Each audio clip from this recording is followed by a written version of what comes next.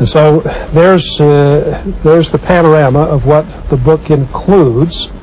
Now, if you're the class, and we've given you that brief overview, where would you begin? What subject would you want to start with and talk about first? It's obvious you'd want to go to the premortal council. We've got solid information there that's going to set the stage for everything else. We have first that extract that little flashback in Moses chapter 4, and then in Abraham chapter 3, this marvelous vision that Abraham sees of the pre-existent council. So we have two of the finest texts that we have in all of our latter-day revelation on the story of the council in heaven, and growing out of that a knowledge and understanding of pre-earth life. So a wonderful place to begin. Then where would you go? Well, I'd say this, though it doesn't come to the fore there, it at least sets the stage for agency. Yes. In fact, that's involved in the Abraham or Moses chapter 4 verses 1 through 4 text. We talk a little bit about the agency of man there, and we establish the principle of agency. And we also have, remember, in Abraham chapters 4 and 5, the council of the gods, where they're laying the plans for creation of the earth. So where should we go? The creation. Yeah. But you also have Jesus in his rightful place as the center of everything. Yes. Right at the beginning. At the beginning. And that's being the critical issue of our heavenly experience preparatory to coming here, who will sustain and accept him as God's Son and as the source of redemption. Mm-hmm. And really the center of the universe. Yes. Said in Moses 4, and then you go to Abraham chapter 3. The whole story of creation is going to center in and around him. So we would tell that story. We would then, it would seem just naturally, tell the story of the creation of the earth. And in telling that story, we have so much in the revelations of the restoration that the world doesn't have. And really, the heart of what we have is found here in For the Great Prize. So we could tell the story of creation next, then what would you do?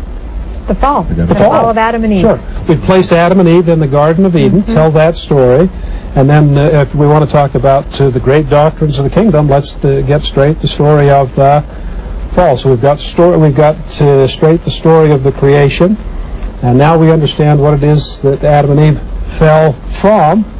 And so now we've got fallen man, and that it was good. A whole different perspective. A part of the Lord's plan. Yeah, a part of a divine plan. Fortunate fall, as we'd say. Yeah, fall forward.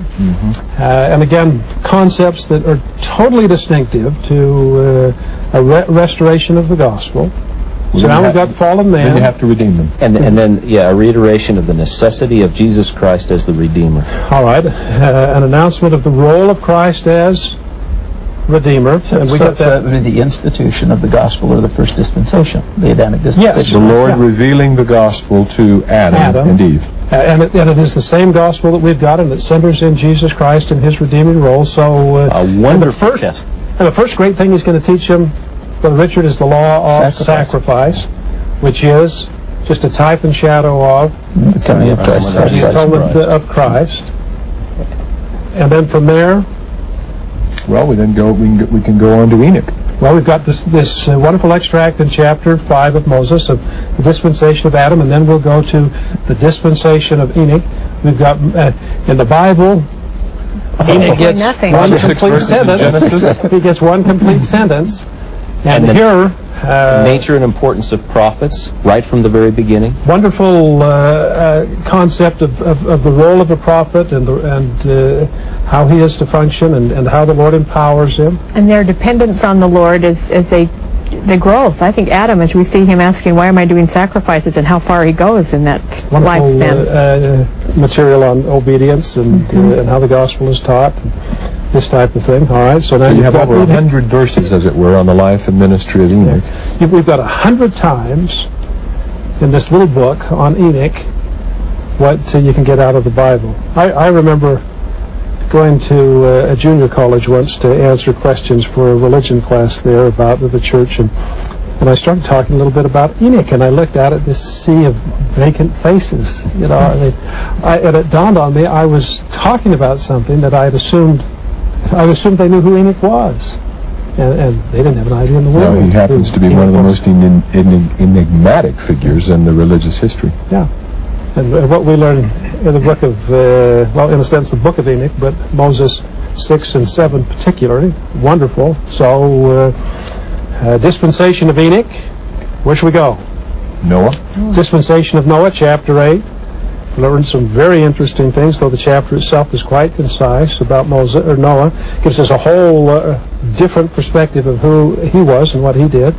And why the floods came. And why the flood came. We get nowhere else except in the gospel of Jesus Christ. Right. Exactly. Baptism of the earth. So now we've got Noah. Right into Abraham. And that leads right into Abraham. And so we've got more good material on Abraham and a greater perspective of what he was about, and about this marvelous covenant that is really the story that everything else traces back to in the Old and New Testament from that point on. But it's the covenant, too, that was given to Adam, so it's not like it's starting something... It didn't really begin with Abraham, That's but right. Abraham becomes the focal point That's of the covenant. And there it's unfolded for us. So we got the Abrahamic covenant, we got the dispensation of Abraham.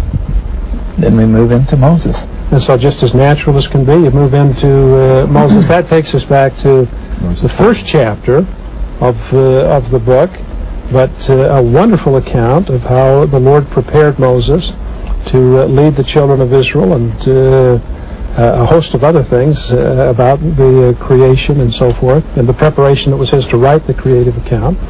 So you've got the dispensation of Moses. Well, then you have Jesus.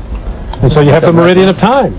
You've got this interesting extract from the meridian of time, Joseph Smith Matthew, which divides itself verses. They're asking their questions in verse 5, and you get the answer to the contemporary answer for their day, down through the first part of verse 21. And then starting at that point, you get the answer to events of the last days. And we discovered the key that unlocks the whole thing are a series of verses, and again, and again, and again. And so we see this cycle of history which repeats itself. All of a sudden it starts to dawn on the student, oh, now I see why we have to study Old Testament and New Testament, because it's the key that unlocks the future. It gives purpose to a lot of things. So we have the meridian of time, and then Joseph Smith. And Joseph Smith has been foreshadowed all the way back in Moses 1. That's right. He's mentioned as one like unto Moses that would be raised up and restore things that had been lost that Moses had originally So this ties the whole story together. What's he going to restore? Everything that reaches right back to the days of Adam and the dispensation of the fullness of what? Of all past dispensations. So what you have here interesting, and if you think about it, I don't know how many dispensations there have been in the past, but we're talking here about 7 major dispensations, all being represented in 61 pages. Yeah. And along about this time, it dawns on me that this really is a presentation of the eternal nature of the gospel. The gospel from eternity to eternity. It is the perspective on eternity in 61 pages, which is astounding, isn't it? Yeah. 61 pages, and you get all of that. Yeah, it's... And back in Moses chapter 1, it carries that perspective not only to this earth itself, but to all of the creations of God. Yeah, worlds without... Now, we're not going to let you get distracted with that. No, heavens. Only in account of this earth give I unto thee. But still, you can see that this fits where it fits in the midst of eternity, just as the prophet, like Moses, gets caught up on the high mountain, and he gets to see where he fits in the midst of eternity, and just as we work ourselves through this remarkable text, get to see where we fit in the midst of eternity. Now, back in the Enoch panoramic vision, it reaches down. It gives these very concise little descriptions of the dispensations that will follow after Enoch, and then Ascendance gives a description of our own dispensation, and then gives a description of the millennium. With the New Jerusalem and the city of Enoch coming back down to join them. So it expands our course at least to that extent.